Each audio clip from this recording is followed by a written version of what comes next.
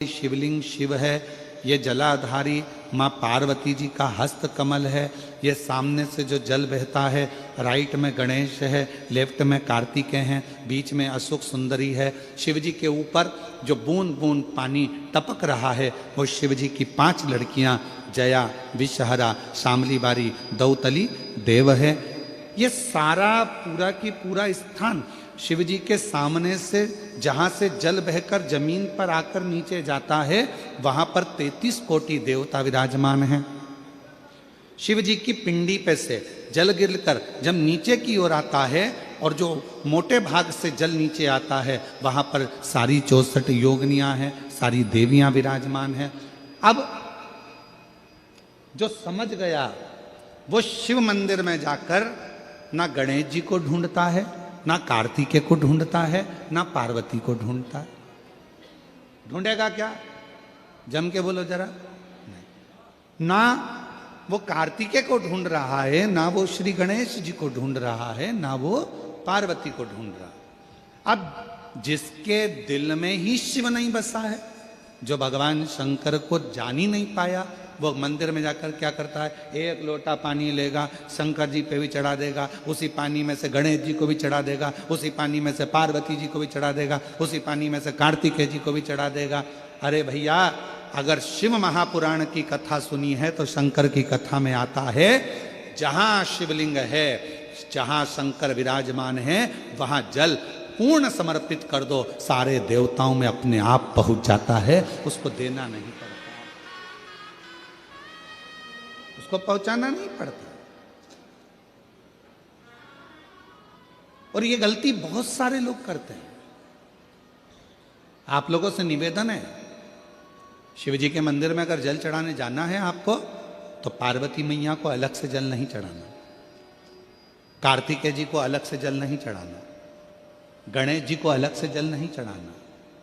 किसी भी मूर्ति पर शिव को जल चढ़ाने जाओ तो अलग से किसी मूर्ति पर जल मत चढ़ाओ, ना पार्वती जी को, ना गणेश जी को, ना कार्तिकेय जी को। अगर जल चढ़ाना है तो केवल देव अधिदेव महादेव पर चढ़ाओ, वो जल सारे देवताओं तक अपने आप पहुंच जाएगा, उसको पहुंचाने की जरूरत नहीं है। चलो और सरल भाषा में समझ लो। तुम्हारे घर में तुलसी का पौधा है? हाथ उठाओ जरा, किस किस के यहाँ? सब लोग रख लो। अब ठीक है, रखो। तुलसी के पौधे में पानी कौन कौन देता है? सब देते हो?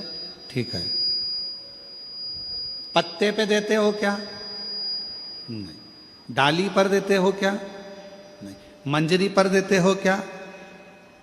तुलसी में पानी कहाँ दिया जाता है? तुलसी की जड़ में। जड़ में पानी दे दिया तो वो तुलसी के पत्ते पत्ते में पानी पहुंच जाता है, मंजरी में पानी पहुंच जाता है।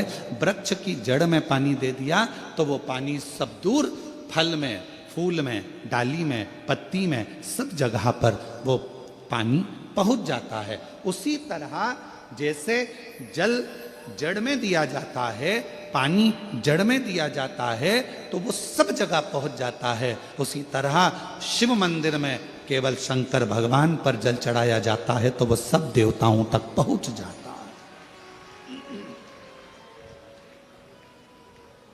सब देवताओं तक।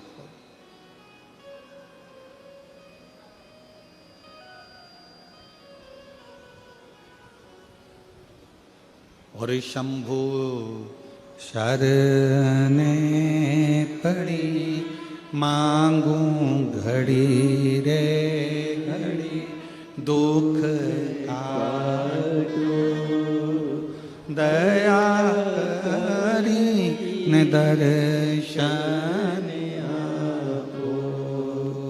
शंभु शरणे पड़ी, मांगू घड़ी रे घड़ी, दुख काटो दया करी दर्शन आपो। शंभु शरणे पड़ी, मांगो घड़ी रे घड़ी, दुख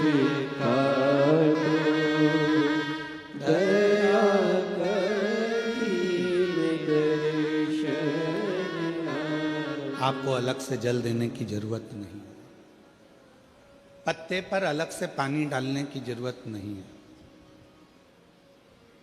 डाली में अलग से जल देने की जरूरत नहीं है।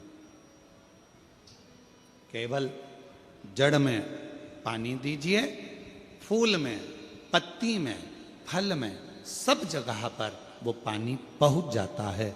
उसी तरह अगर जल देना है तो शंकर जी के मंदिर में कभी भी जाओ, ना पार्वती जी को पानी चढ़ाना, ना गणेश जी को पानी चढ़ाना, ना कार्तिकेय जी को पानी चढ़ाना। अगर लोटा भर के जल चढ़ाना है तो किस पे? महादेव पर चढ़ाना, शिव।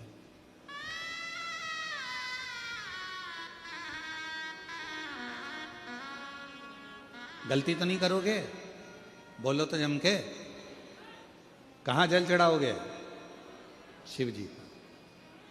अब कई लोग पार्वती जी कपड़े पहनी है, वस्त्र पहनी है, तो भी पानी चढ़ा के चले जाते हैं। गणेश जी वस्त्र पहने हैं तो भी लोग पानी चढ़ा के चले जाते हैं। कार्तिकेय जी वस्त्र पहने हैं तो भी लोग पानी चढ़ा देते हैं। ये ठीक नहीं। शिव महापुराण में सीधी सीधी बात करिए, सारी समस्या का हल एक लोटा जल। अब जल कितना लेकर गई हो मंदिर के लिए? जम के बोलो, एक लोटा। अब सियोर वाला महाराज कह रहा है कि एक लोटा जल सारी समस्या का हल। तुम जल चढ़ाते चढ़ाते इतने दिन हो गए, तुम्हारी समस्या का हल क्यों नहीं हुआ? क्यों? क्योंकि तुम पूरा एक लोटा जल शिव जी को दे ही नहीं पा रही हो। आधा जल इधर चढ़ा दूं, आधा उधर चढ़ा दूं, आधा उधर चढ़ा दूं, आधा इधर चढ़ा दूं, तो तुम्हारा तो कहावत ही आदि हो गई कि आधा लोटा जल। तुम्हारी तो कहावत ही आदि हो गई।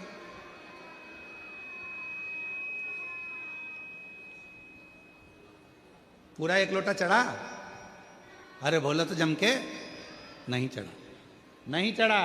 इधर पार्वती जी को चढ़ा दिया, गणेश जी को चढ़ा दिया, कार्तिकेय को चढ़ा दिया, और फिर शिव जी को जल चढ़ा रही है। या शंकर जी को चढ़ाने के बाद थोड़ा सा बचा कर इधर भी चढ़ा दूं, उधर भी चढ़ा दूं, उधर भी चढ़ा दूं, मन में रख लिया बचा कर। पशुपति व्रत की महत्वता में स्वयं शिव महापुराण में पाशुपत्य अस्त्र, पाशुपत्य व्रत और पाशुपत योग, तीन चीजों में पशुपति व्रत की महत्वता में यहां तक कहा है कि तुम पशुपति व्रत के लिए अगर कोई मीठा बना रही हो, प्रसाद बना रही हो, तो वो प्रसाद जितना बनाया है वो पूरा की पूरा लेकर मंदिर जाना पड़ता है। बोलो सही है कि गलत है? कढ़ैया में, भगोनी में जितना प्रसाद, हलवा बनाया, खीर बनाई, जितनी बनाई है सब लेकर जाओ, छोड़कर नहीं जा सकते। अगर आधा प्रसाद कढ़ैया में छोड़ दिया और आधा लेकर गए हो तो प्रसाद के दो हिस्से हो गए। भगवान पशुपति व्रत को स्वीकार नहीं करेगा, वो स्वीकार नहीं है। बनाओ उतना जितना मंदिर में लेकर जाना है, बनाओ उतना जितना परमात्मा के दरवाजे पर लेकर जाना है। अब हमने क्या करा, बना थोड़ा ज्यादा लिया, आधा रख दिया घर वालों के लिए, बच्चे खा लेंगे इसमें से, पति को दे दूंगी इसमें से, और आधा प्रसाद ले गई मंदिर, मंदिर में ले जाके 3 हिस्से कर दिए। अब विचार करना, मंदिर में ले जाने से पहले प्रसाद के 2 हिस्से हो गए, आधा तो तूने घर में छोड़ दिया, आधा मंदिर में लेकर चली गई, फिर वहां पर जाकर 3 हिस्से हो गए, तो कुल मिला के हो गए 5 हिस्से। तो मतलब ही क्या हुआ फिर उस प्रसाद? और फिर क्या कर रही है? मैंने 4 बार पशुपति व्रत करा गुरुजी, पर ना जाने क्या ऐसा योग बना कि भगवान मेरी सुनता ही नहीं है, भगवान मेरी सुनता ही नहीं। कैसे नहीं सुने? एक पत्र है, अच्छा है,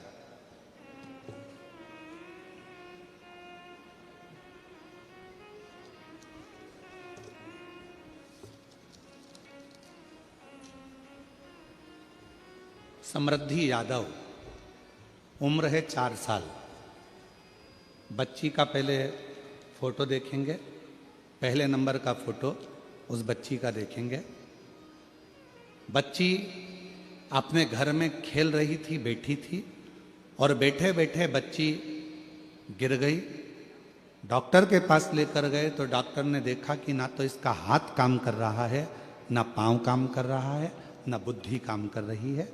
धीरे धीरे पूरा शरीर काम करना बंद कर दिया है। इसको एक बीमारी हो गई, जिस बीमारी का नाम जीपीएस है, जो लाखों बच्चों में से किसी एक को हो जाती है, जिसका इलाज ना भारत में है ना विदेश में है।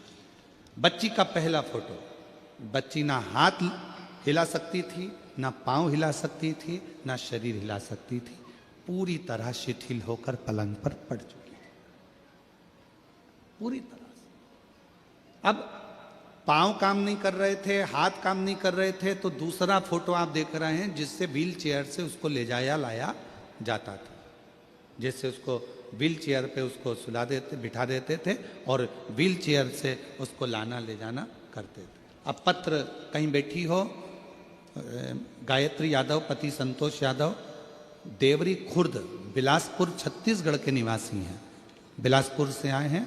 अगर कहीं बैठे हों तो हाथ हिला सकते हैं, और अगर बच्ची आई हो तो उसको ला सकते हैं। कहीं बैठे हों तो हाथ हिला सकते हैं, अगर कहीं बैठे हों तो हाथ हिला सकते हैं, और अगर बच्ची आई हो साथ में तो उसको कथा में व्यासपीठ के पास में ला सकते हैं।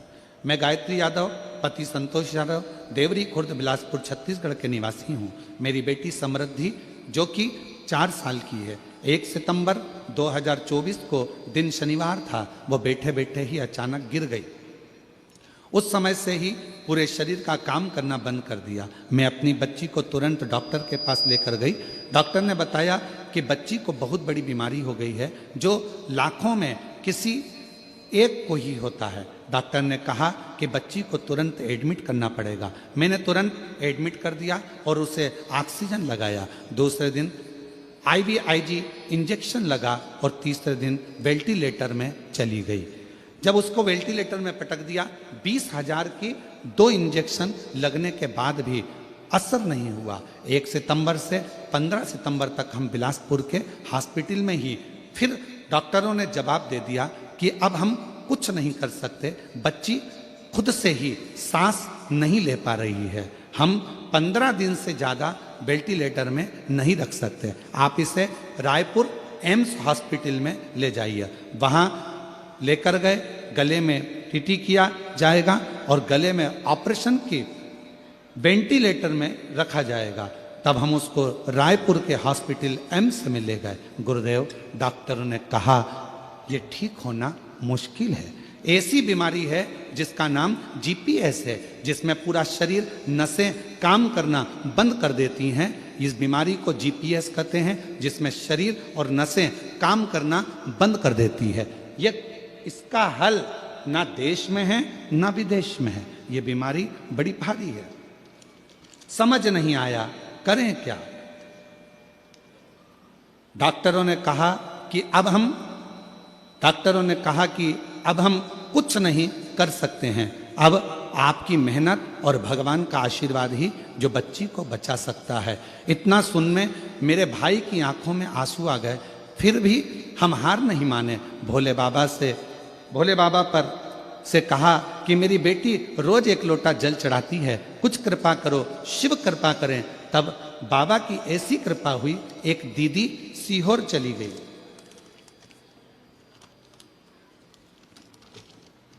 एक दीदी सीहोर गई, वहां से रुद्राक्ष लेकर आई और रुद्राक्ष का पानी मैंने रोज देना चालू कर दिया।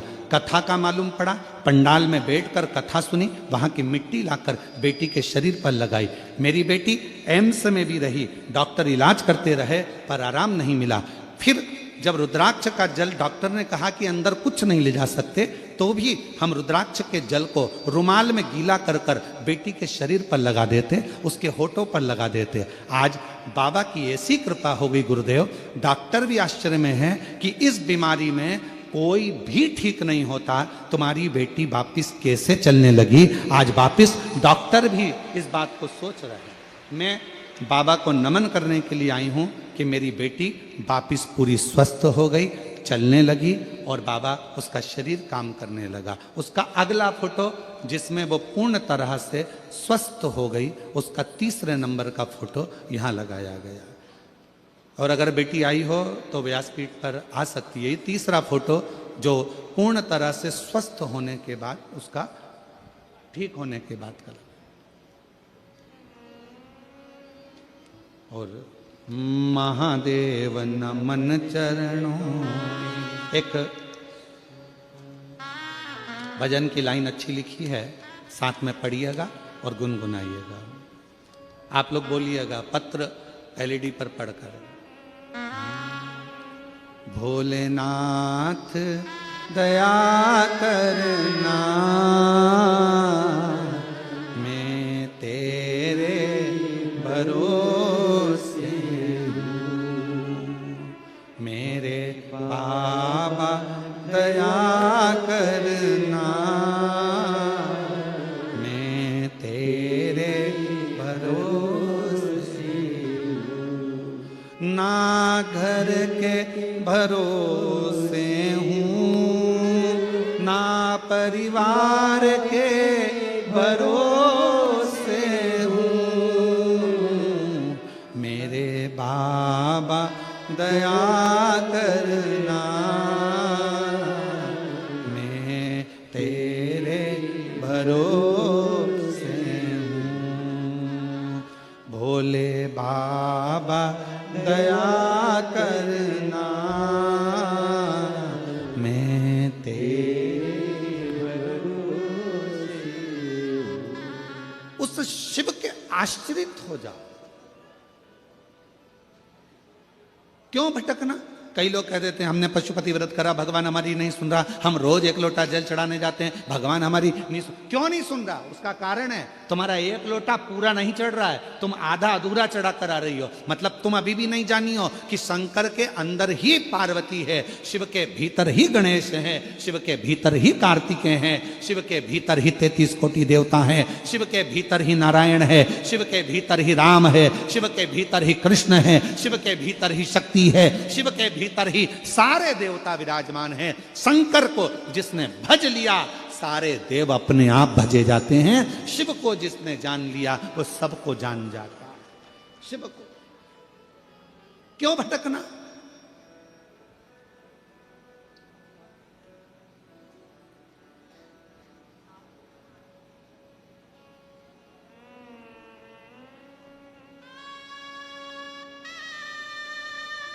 क्यों भटकना? गुरु जी हम रोज मंदिर जाते हैं, हम 1 लोटा जल चढ़ाते हैं। हाँ, हम मानते हैं कि तुम 1 लोटा जल चढ़ाती होगी, पर हम ये नहीं मानते कि तुम पूरा चढ़ाती होगी। शिव जी को पूर्ण विश्वास चाहिए। शंकर भगवान को आधा चावल का दाना नहीं चढ़ता, आखा चावल का दाना चढ़ता है, जिसको अक्षत कहा जाता है।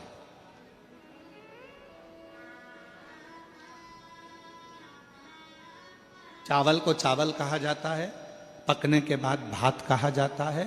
पर जब हम पूर्ण 1 चावल का दाना यदि शिव जी को समर्पित करते हैं तो उसको अक्षत पूर्ण कहा जाता है। अक्षत पूर्ण।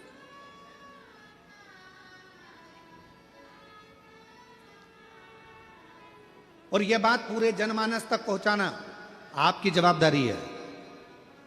आज की कथा में से यह बात सबको पहुंचाना है कि 1 लोटा जल अगर चढ़ाना है तो शिव को चढ़ाना है। पार्वती मैया बैठी है मंदिर के अंदर, आपको उनको नहीं चढ़ाना। गणेश जी बैठे हैं मंदिर के अंदर, आपको उनको नहीं चढ़ाना। कार्तिकेय बैठे हैं मंदिर के अंदर, आपको उनको नहीं चढ़ाना। आपको तो केवल शिवलिंग पर जल चढ़ाओ, सारे देवताओं को अपने आप प्राप्त हो जाए।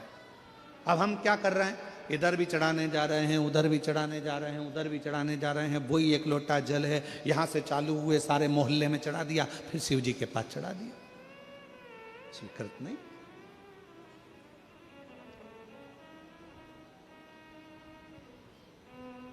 आडंबर में नहीं पड़ना, ढोंग ढकोसले में नहीं जाना। किसी भी आडंबर में जाने की जरूरत नहीं है।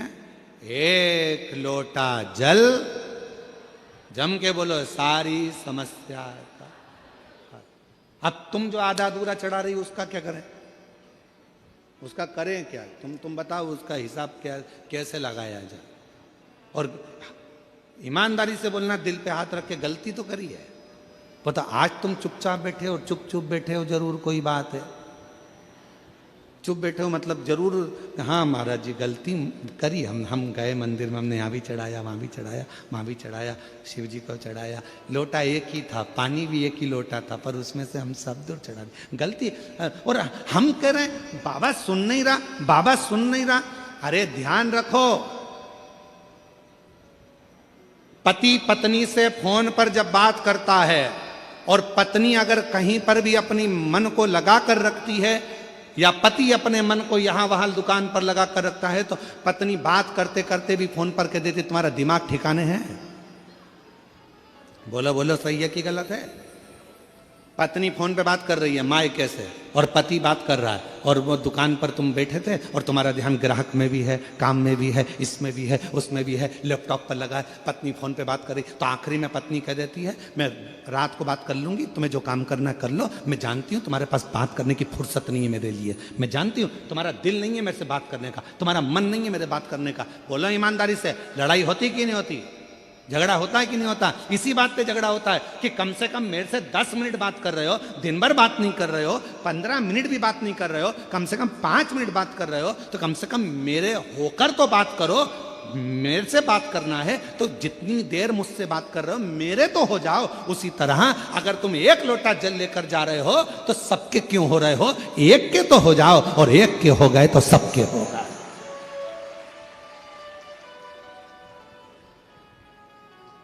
अब बोल,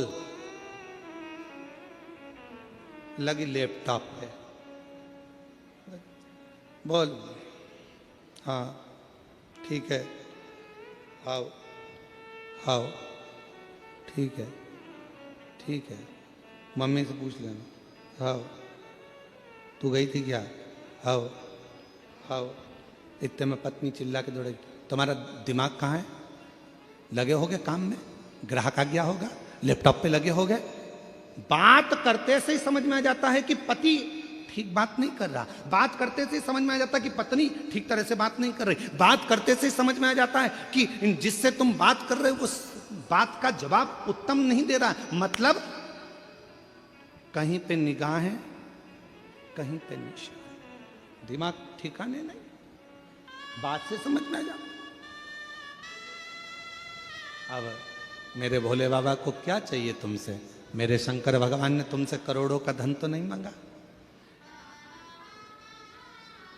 सारे मंदिरों के निर्माण में भी लाखों रुपए लग जाते हैं, भगवान शंकर के अन्य मंदिरों में साज सजाने में लाखों रुपए लग जाते हैं, मंदिर में भगवान को कपड़े पहनाने में लाखों रुपए लग जाते हैं, श्रृंगार करने में लाखों रुपए लग जाते हैं। पर एक देवाधिदेव महादेव शंकर भगवान ऐसे हैं जिनको तुम एक खुले मैदान में पेड़ के नीचे भी ले जाकर शिवलिंग को रख देते हो, समझ लेना कि वो मंदिर का निर्माण हो गया, शंकर वहां पर विराजमान हो गया। शिव को तुम्हारे मंदिर की जरूरत नहीं पड़ती, शंकर को तुम्हारे दिल की जरूरत पड़ती है, शिव को तुम्हारे मन की जरूरत पड़ती है, शिव को तुम्हारे चित्त की जरूरत पड़ती है। और याद रखना, प्रभाव और भाव ये दो शब्द हैं। प्रभाव से दुनिया तुम्हारी हो सकती है, प्रभाव से सारे सेलिब्रिटी तुम्हारे हो सकते हैं, प्रभाव से सारे तुम्हारे हो सकते हैं, पर भाव से कोई तुम्हारा नहीं हो सकता। भाव तो केवल परमात्मा को तुम्हारे पास में लेकर आता है, भाव भगवान को तुम्हारे पास में लेकर आता है। प्रभाव चाहे धन का हो, सत्ता का हो, वैभव का हो, कुर्सी का हो, तुम्हारा प्रभाव जितना होगा सब तुम्हारे हो जाएंगे। पैसे वाले भी तुम्हारे हो जाएंगे, करोड़पति भी तुम्हारे हो जाएंगे, सेलिब्रिटी भी तुम्हारे हो जाएंगे, सब तुम्हारे आएंगे। तुम्हारा प्रभाव अर्थात तुम्हारा बल देखकर, तुम्हारा प्रभाव देखकर, प्रभाव देखकर सेलिब्रिटी आ सकते हैं, प्रभाव देखकर धन वाले आ सकते हैं, प्रभाव देखकर दुनिया आ सकती है, पर प्रभाव देखकर कभी मेरा शंकर तुम्हारे पास नहीं आएगा। मेरा शंकर तो केवल तुम्हारे भाव देखकर तुम्हारे पास आता है। निर्मल मन सो मोहि भावा, भगवान भाव देखते हैं, निर्मल मन देखते हैं, निर्मल चित्त देखते हैं, निर्मल स्वभाव देखते हैं, वो प्रभाव नहीं देखते। वो प्रभाव नहीं देखता, वो भाव देखता है। कितना भाव था विदुर जी का, कितना भाव था विदुर जी का? दुर्योधन के घर के 56 भोग छोड़ दिए मेरे भगवान ने। कहाँ गए?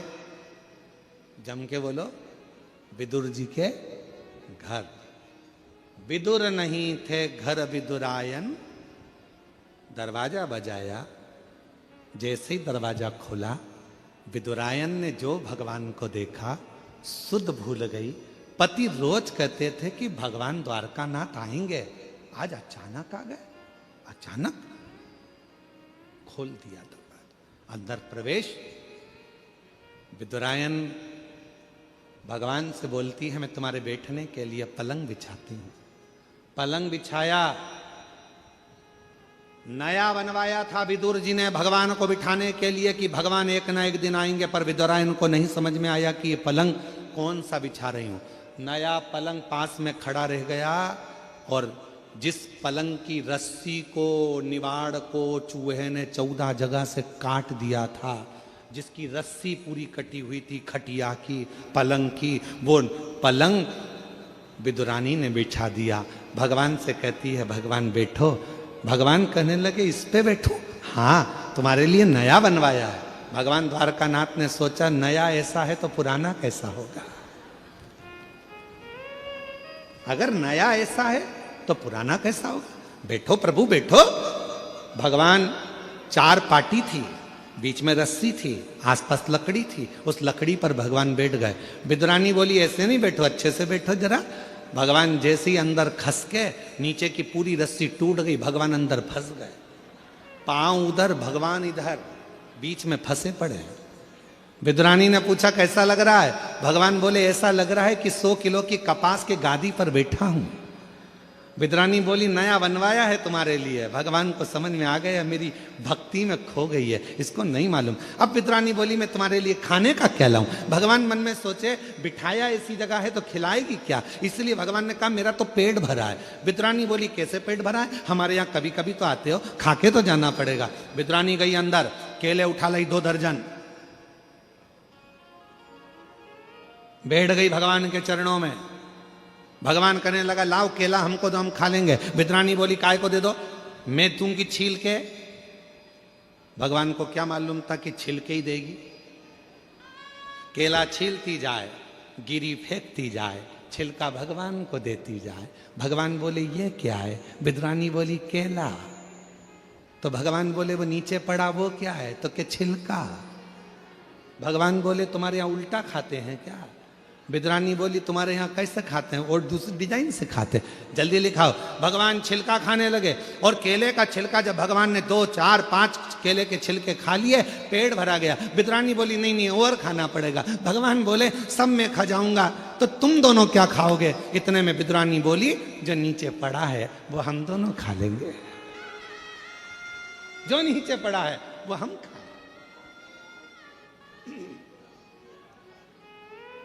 विदुर जी आ गए। विदुर जी ने देखा, केले के छिलके भगवान को दे रही है विदुरायन। विदुरायन भूल गई थी, सुध नहीं थी। भगवान अगर प्रभाव देखकर जाते कि कौरव के यहां सत्ता है, कौरव के यहाँ धन है, कौरव के यहाँ वैभव है, अगर भगवान चाहते वैभव देखकर, प्रभाव देखकर जाते तो कौरवों के यहाँ जाते, दुर्योधन के यहाँ जाते, विदुर जी के यहाँ नहीं आते। कल विदुरानी के यहाँ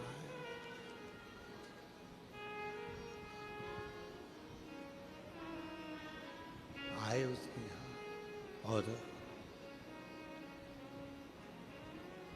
भक्तों के घर भी सांवरे आते रहा करो, दर्शन के नैन बावरे दर्शन दिया करो। कहते हैं प्रेम से प्रभु छिलके भी खा गए, कहते हैं प्रेम से प्रभु छिलके भी खा गए, कहते हैं प्रेम से प्रभु छिलके भी खा शबरी के झूठे बेर खाते रहा करो, शबरी के झूठे बेर खाते रहा करो। दर्शन के नैन बावरे, दर्शन दिया करो,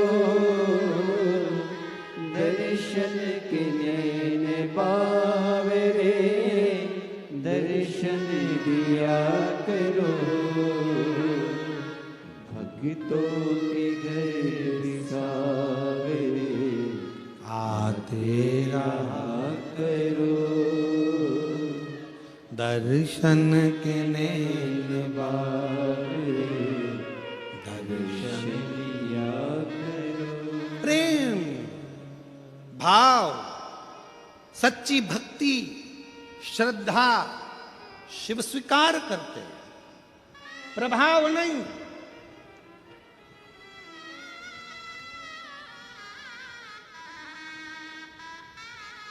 कितने करोड़पति हो अपनी जगह पर हो, कितने धनपति हो अपनी जगह पर हो, कितने सत्तापति हो अपनी जगह पर हो, क्या पद है तुम्हारे पास अपनी जगह पर हो।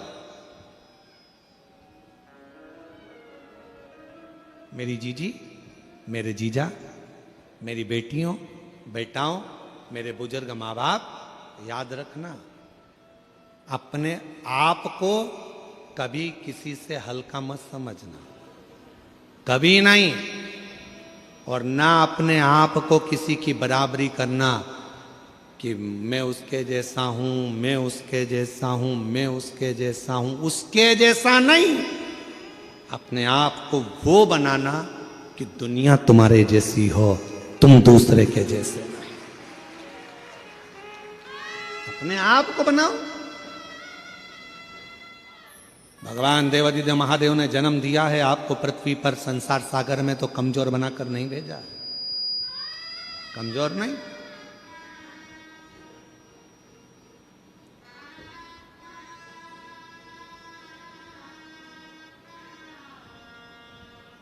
एक पति ने अपनी पत्नी से पूछा कि तू मेरे लिए क्या कर सकती है। पति ने पत्नी से पूछा तू मेरे लिए क्या कर सकती है। पत्नी बोली मैं तुम्हारे लिए पूरी दुनिया से लड़ लूंगी, तुम्हारे लिए मैं पूरी दुनिया से लड़ लूंगी। पति ने फिर कहा मेरे से क्यों लड़ती है, दुनिया से लड़, मैंने तेरा क्या बिगाड़ा। तो पत्नी बोली मेरी दुनिया तुम ही हो, मेरी दुनिया तुम, इसीलिए मैं, बोलो जम के, इसीलिए मैं, अरे बोलो तो, इसीलिए मैं तुमसे लड़ती हूं क्योंकि मेरी दुनिया तुमसे। महाराज महाराज भगवान शिव की अविरल भक्ति कहती है, भगवान शंकर का भजन कहता है, शिव तत्व कहता है, शंकर भगवान की अविरल कथा कहती है। शिव को तुम प्रभाव से नहीं रिझा सकते, शिव को तुम दिखावे से नहीं रिझा सकते, शिव को तुम ढोंग और ढकोसले से नहीं रिझा सकते, शिव को तुम बहुत बाल बढ़ा लो, चंदन लगा लो, माला पहन लो, कपड़े बदल लो, ये बदल लो, वो बदल लो, कपड़े बदलने से भी शिव नहीं मिल सकता। शंकर भगवान को पाने के लिए कपड़ा बदलने की नहीं, कलेजा बदलने की जरूरत है। शिव तुम्हारे सामने आकर प्रकट हो जाए। माला मत पकड़ो, भले ना पकड़ना हो तो मत पकड़ो, पर अपने मन में सुविचारों को, अच्छी सोच को, अच्छी दृष्टि को पकड़ कर रखो, अच्छी सोच।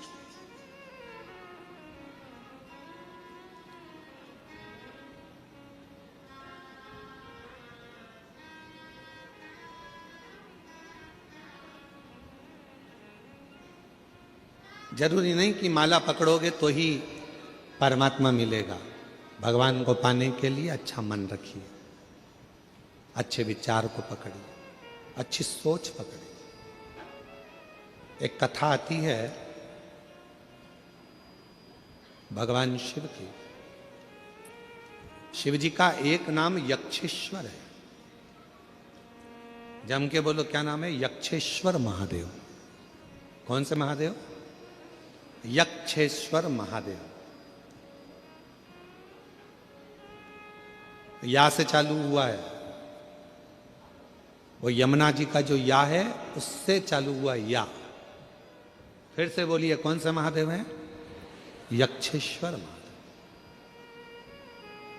शिव का एक नाम है,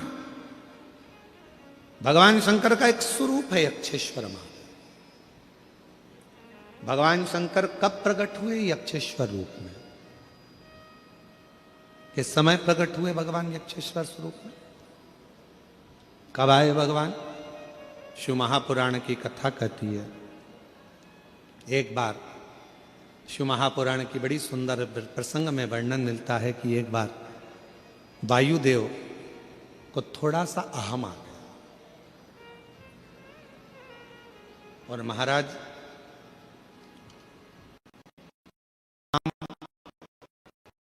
पहचान और सम्मान, क्या क्या चीज? जम के बोलो। नाम, पहचान और सम्मान, ये तीन चीजें ऐसी हैं जो व्यक्ति को धीरे धीरे अहंकार की ओर लेकर जाती है, अभिमान की ओर लेकर जाती है। जगत में अगर आपका नाम चलने लगेगा तो आपको अहंकार आने लगेगा। दुनिया में आपकी सबसे पहचान होगी तो आपको अहंकार आने लगेगा। हर जगह पर यदि आपका सम्मान होगा तो आपको अहंकार आने लगेगा।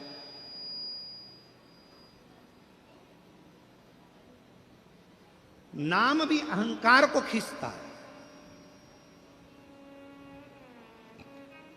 पहचान भी अहंकार को खींचती है और सम्मान भी अहंकार को खींचता है। आप बहुत नाम वाले हो गए ना तो धीरे धीरे, अरे तू मेरा नाम नहीं जानता, तू मुझे पहचानता नहीं है, मेरा यह नाम है, सारी दुनिया मेरे नाम को जानती है। दुर्ग के किसी कोने में बोल देना मेरा नाम, कोई भी जान जाएगा। मतलब अहंकार आ गया।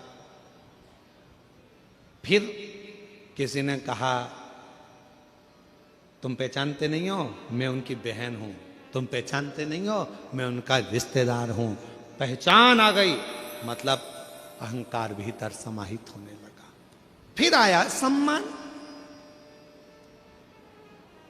आप लोगों को मालूम होगा शंकर भगवान के ससुर दक्ष प्रजापति का सिर क्यों कटा था? जरा सा सम्मान का भाव आ गया था। सभा लगी थी, उस सभा में सारे देवता बैठे थे, सब आ रहे थे, सबने प्रणाम करा दक्ष प्रजापति को, पर प्रणाम नहीं करा तो शिव जी ने नहीं करा। दक्ष प्रजापति को क्रोध आ गया।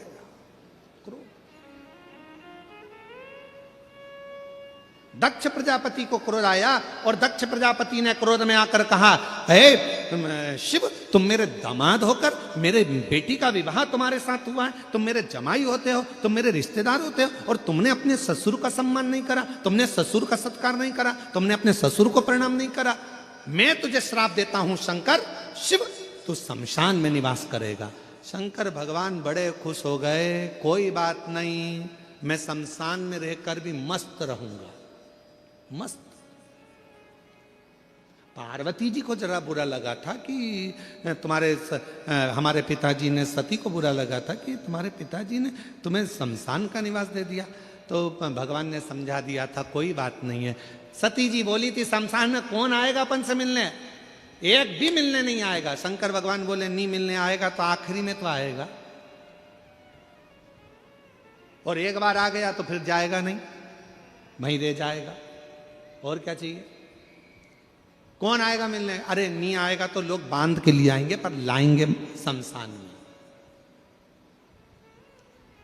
क्यों चिंता करती है? दक्ष प्रजापति के भीतर थोड़ा सा सम्मान का अहंकार आ गया था कि मुझे सबने प्रणाम करा पर शिव ने नहीं करा। बस इतना सा अहंकार जब भीतर आ गया था तो दक्ष प्रजापति का आखिरी में शीश कट ही गया। आखिरी में सिर कटा दक्ष प्रजापति।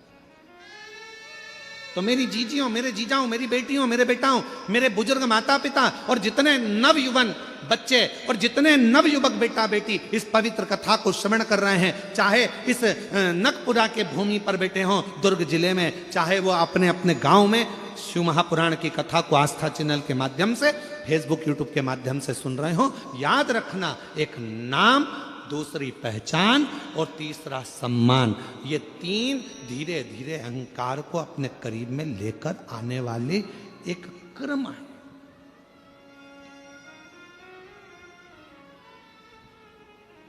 इसलिए कभी मत कहो कि हमारी पहचान उनसे है।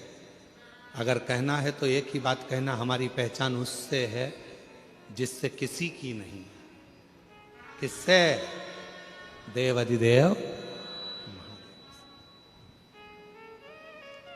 जरा सा काम बिगड़ता है, लोग मोबाइल नंबर ढूंढने लगते हैं। चाचा जी का मोबाइल नंबर ढूंढो, उनसे यह काम हो जाएगा, उनके रिश्तेदार हैं, वहां बैठे हैं, भिलाई में रहते हैं, दुर्ग में रहते हैं। अभी रुक जा, मैं अभी देती हूँ। जरा सा मोबाइल निकाला और टप टप टप टप मोबाइल लगाया और तुरंत फोन लगा कर कहा, देख अब भी काम निपटता है। याद रखना, दुनिया के लोगों के पास में उनके रिश्तेदार का नंबर होगा काम बिगड़ने पर लगाने के लिए, पर तुम्हारे पास में एक ही नंबर है, एक लोटा जल, सारी समस्या का हल।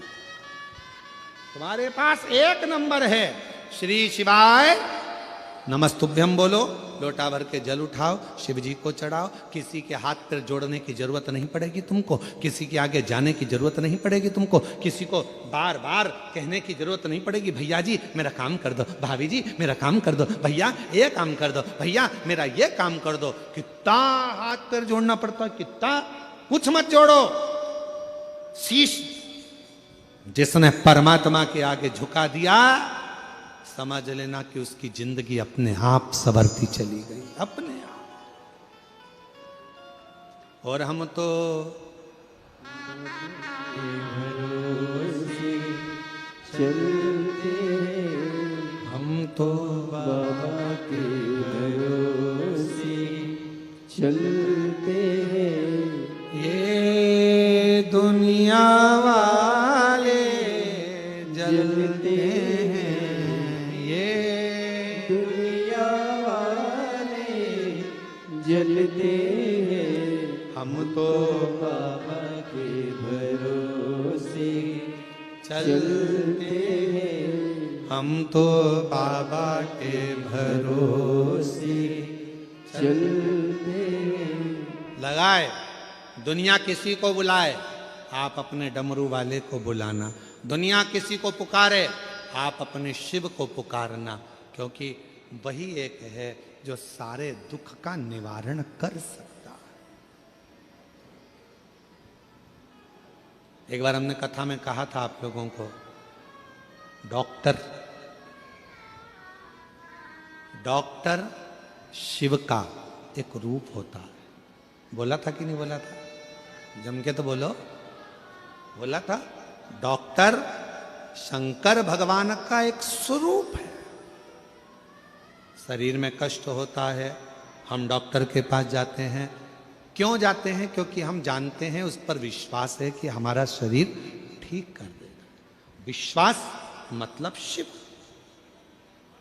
विश्वास मतलब शिव। रामचरितमानस में तुलसी बाबा ने कहा, शंकर विश्वास रूपिणो, शिव विश्वास है और विश्वास ही शिव है। शिव विश्वास। अब हम जब डॉक्टर के पास जाते हैं तो डॉक्टर को शिव मानते हैं। डॉक्टर दवाई देता है तो हम ये मानकर खाते हैं कि हमारा विश्वास है कि हम ठीक हो जाएंगे। और मान लो अगर दवाई काम ना करे, इलाज काम ना करे, फिर क्या करना है? तो एक काम करना है, डॉक्टर का इलाज चलते रहना है, साथ में शिवजी पे चढ़ी हुई एक बेलपत्र लाकर सुबह के समय उसको चबा चबा कर नंदी के पास में बैठकर खाना है। फिर शिव संभालेगा और कार्य सफल करना प्रारंभ करेगा। एक पत्र है, अच्छा है।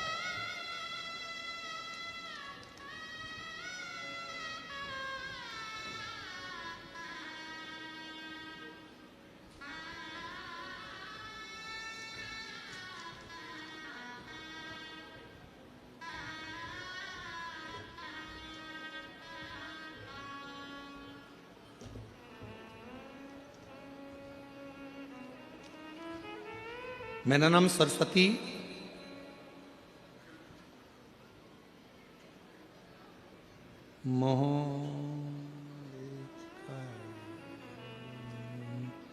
मोहलेकर है कि मोह बेकर? जब उनके तो बोलो आप ही हैं, आ जाइए, बेलपत्र लेकर जाइए। मेरा नाम सरस्वती मोहवेकर, पति का नाम शिव कुमार मोहवेकर, ग्राम नकपुरा, जिला दुर्ग की रहने वाली हूँ। गुरुदेव, मेरी बेटी जब 12वीं पास कर रही थी, उसके श्वास में एक तकलीफ हो गई, दिक्कत इतनी बढ़ गई कि श्वास लेने में भी उसको आ नहीं रही थी। हम लोग दुर्ग डॉक्टर को दिखाने के लिए गए तो मालूम पड़ा कि डॉक्टर ने कहा इसकी श्वास नली का ऑपरेशन अभी की अभी करना पड़ेगा। जैसे ही कहा कि ऑपरेशन अभी की अभी करना पड़ेगा, हम लोग घबरा गए। हमने कहा डॉक्टर साहब आप इलाज करो, दवाइयां दो, पर युवान बेटी 12वीं की पढ़ाई कर रही है, उसका ऑपरेशन हम कैसे करा लें? डॉक्टर ने कहा ऑपरेशन, सांस नहीं आ रही है, श्वास नली में प्रॉब्लम। जब बताया तब हम लोगों ने कहा आप थोड़ा रुको, 2 दिन की हमको समय दे दो। गुरुदेव, हम शिव मंदिर नहीं जाते थे, हम शंकर जी को जानते नहीं, हम उन पर जल चढ़ाते नहीं, पर पड़ोसन के कहने पर हमने पहली बार शंकर जी को जल चढ़ाना प्रारंभ करा और हम लोग सीहोर पहुंच गए। वहां का रिश्तेदार को सीहोर भेजा, वहां से रुद्राक्ष मंगवाया, उस रुद्राक्ष को रात भर पानी में गलाया, शिवजी को जल चढ़ाकर वो पानी बेटी को देना प्रारंभ करा। दूसरी बार डॉक्टर के पास फिर लेकर गए तो डॉक्टर ने कहा अब इस बच्ची के ऑपरेशन की जरूरत नहीं है, ये पूर्ण तरह से स्वस्थ हो गई है, इसकी श्वास नली ने काम करना प्रारंभ कर दिया। ये शिव है, इसको शिव का। और जो जैसी भावना लाया वो वैसा ही फल पाया, जो जैसी भावना लाया वो वैसा ही फल पाया, नहीं खाली उसे लौटाया वो मन ही मन हर्षाया, और कर दिया माला माल काशी वाले लुटा दिया भंडार, काशी वाले लुटा दिया भंडार काशी काशी वाले कर दिया दिया। माल, काशी वाले। बोल बम का नारा है श्री शिवाय। शिव तत्व को जानो। शिव जी का एक नाम है यक्षेश्वर। फिर से बोलो, क्या नाम है? यक्षेश्वर महादेव। ये वो नाम है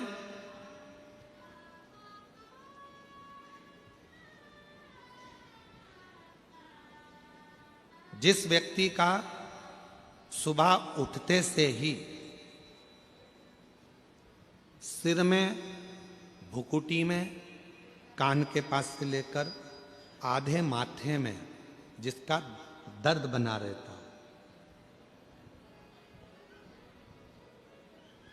सुबह उठते से ही नेत्रों का, भुकुटी का, कर्ण का, माथे का, आधे मस्तक का, आधा सीसी का, आधा भुकुटी का, सिर का, 24 घंटे सुबह से लेकर रात तक जिसकी भुकुटी में, सिर में दर्द बना रहता है, उसके लिए ये कथा सर्वश्रेष्ठ है। कौन से महादेव?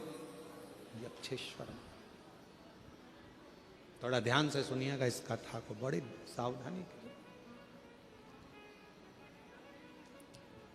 कई लोग कहते हैं मेरा तो सिर ही दर्द करता रहता है, सिर ही दुखता रहता है, आँख ही दुखती रहती है, भुकुटी दुखती रहती है, सुबह से उठती हूँ ना जाने क्या हो गया, नजर लग गई क्या, हाय लग गई क्या, इतनी सुंदर भी नहीं हो कि बार बार लगेगी।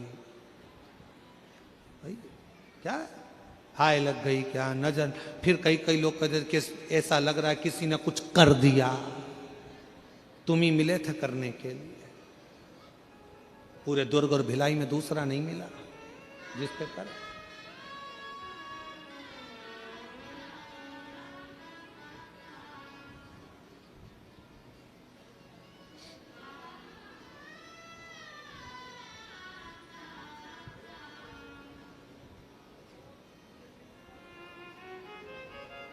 महाराज